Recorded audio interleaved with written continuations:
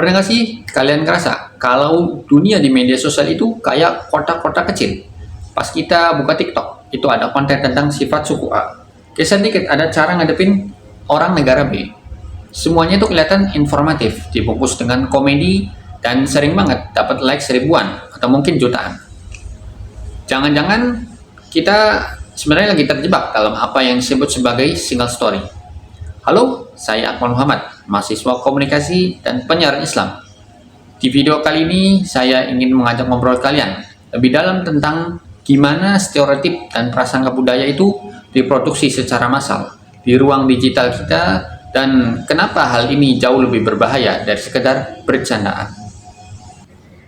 Di era media sosial, algoritma itu bekerja berdasarkan preferensi kita. Kalau kita sekali aja ngeklik video tentang stereotip suatu budaya, besoknya konten serupa bakal muncul lagi. Inilah yang kita sebut sebagai echo chamber. Kita nggak sadar kalau pandangan kita tentang dunia luar itu cuma dibentuk oleh potongan video yang singkat, sekitar 15-30 detikan lah. Asalnya itu kreator konten sering pakai jalan pintas, biar kontennya cepat dipahami dan relatable. Mereka pakai stereotip, misalnya orang Sunda itu lemah lembut, atau orang Batak itu keras, atau orang kaya ya orang Arab gitu. Secara nggak sadar kita jadi punya mental shortcut.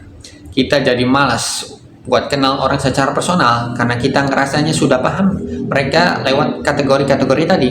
Nah, inilah awal mula prasangka yang bisa memicu gesekan budaya di kolom komentar, bahkan di dunia nyata.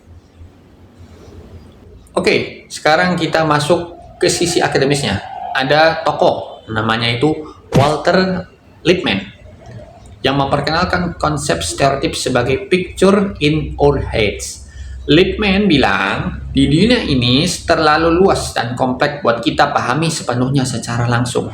Makanya otak kita itu dibikin peta sederhana berupa stereotip. Nah, di ruang digital, peta ini jadi makin ekstrem.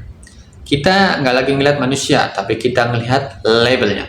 Bahayanya apa? Bahayanya adalah ketika label itu bersifat negatif atau merendahkan, saat kita terus-menerus terpapar konten menyudutkan budaya tertentu misalnya. Nah, stereotip ini bakal mengeras jadi prasangka yang permanen. Kita jadi kehilangan kemampuan untuk berempati karena otak kita sudah terkunci sama label yang kita buat sendiri. Nah, selain itu, ada teori yang sangat relevan dari William B. Goodikins, yaitu anxiety, atau teori manajemen kecemasan dan ketidakpastian. Teori ini bilang, saat kita berinteraksi dengan orang yang beda budaya misalnya, orang asing lah, kita itu secara alami ngerasa cemas dan gak pasti. Nah, gimana cara kita ngilangin rasa cemas itu? Sayangnya banyak orang pakai cara instan, yaitu dengan berpegang sama stereotip. Media sosial menyediakan stereotip itu secara gratis dan juga melimpah. Jadi bukannya kita berusaha berkomunikasi ya, buat ngurangin ketidaktahuan kita, malah pakai stereotip di konten digital. Buat bikin kita ngerasa, oh iya saya udah tahu dia tuh kayak gimana sih.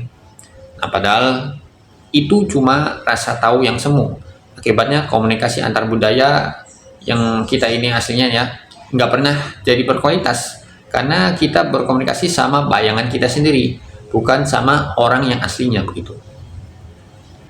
Jadi teman-teman, apa kesimpulannya? Media sosial itu kayak pisau bermata dua. Dia bisa ngebuka jendela dunia, tapi dia juga bisa jadi tirai yang nutupin kenyataan. Solusinya bukan berhenti main medsos, tapi kita butuh yang namanya mindful communication. Komunikasi yang penuh dengan kesadaran. Kita harus mulai berani buat unlearn, berani buat mempertanyakan lagi. Benar nggak sih apa yang saya lihat? Benar nggak sih video itu mewakili jutaan orang di budaya tersebut? Jangan biarkan algoritma yang ngatur cara kita menilai orang lain. Sebagai mahasiswa komunikasi, tugas kita adalah meruntuhkan tembok-tembok prasangka itu. Bukan kita malah ikut ngebangunnya lewat konten yang kita konsumsi atau kita buat. Saya Akmal Muhammad. Terima kasih setelah menonton dan juga menyimak sampai akhir. Yuk, hari ini kita mulai jadi netizen yang lebih kritis dan punya kecerdasan budaya yang lebih tinggi. Sampai jumpa. Wassalamualaikum warahmatullahi wabarakatuh.